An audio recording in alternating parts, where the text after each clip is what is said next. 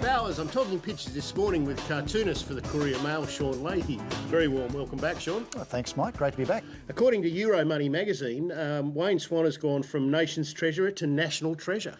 Yeah, spectacular achievement. Yeah. All Costello's and Keating's work. That's right. It's like you've picked up on it with the world's greatest treasure, and here he is standing with the GFC dodged papers. Yeah. And what's the next frame there? Well, I've got Abbott as the world's greatest opposition leader saying, no, I couldn't possibly agree. You can imagine him, can't you?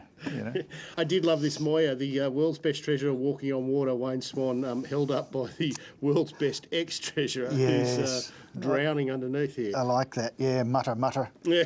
Yeah, he'd be a bit cranky, wouldn't he? Yeah. I would have liked to have squeezed Keating in there somewhere, I think, and David Rowe hasn't he? David Rowe has, and this is just a beautiful cartoon.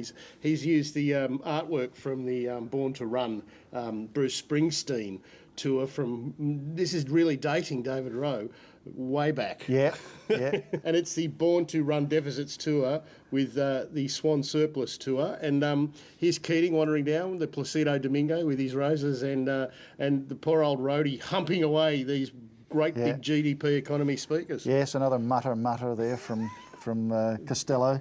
Politicians have always liked wrapping themselves in the flag, but this week a couple of comedians took it a step further and girt Julia and Tim by flag. That's right, that TV show, the comedy show, wasn't it? Yeah, At Home with Julia. Mark Knight's divided it into two frames. At Home with Julia, the sitcom now playing on the ABC, and At Home with John, banned by the censors. The hat here is placed quite strategically. Very strategically. And look at the boots. Look how long his legs must be down there. He could have put those boots underneath Howard, give him a little more length, and Howard's looking pretty happy, so they could have probably moved the hat over there, don't you think? I like the joggers up there in the corner, though. Lovely Tambeg. I've never felt quite at home with Julia, but would you want to invite Tony? It's a great question, isn't it? I mean, the trick would be to, when Tony turns up the door, just to say, "Please come in, Tony," and he'd say, "No, I can't." No. Well, Tony this week was invited into the office, and Mr. Brolman has a unique take on that, as Julia as well. "Hello, Tony. Welcome to my office," and he's just measuring the seat. It's beautiful, nice, isn't it? Yeah. He's measuring it because he's going to have to sell it on eBay. When he gets into power, and he's got to repeal that carbon tax, he's going to have to make money somehow. Yeah, well, that's right. Lovely Sean Leahy. Run us through this one. It's just a beautiful drawing. This is Tony Abbott's Art of Compromise.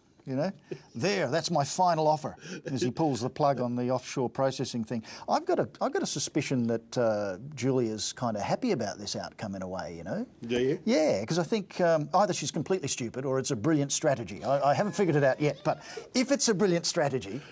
Will you let me know? And it's hats off to Bronnie and Bob Catter, because both of them this week have had helmet episodes. Apparently she took off this helmet and there was another helmet on underneath. Unmoved helmet hair, the original Hell's Angel. Eh? And Bob swapped hats with some fire people. Doesn't he look good? Doesn't that? Yeah, that really you really don't recognise him at all, do you? Without his hat on. No. What do you think this guy's saying? A lot of room in here. Sean Leahy, it's always a great pleasure having you on. Thank you very much for taking the time. Oh, it's been good to be here. And would you like to do the honours? I'd love to. Back to you, Barry.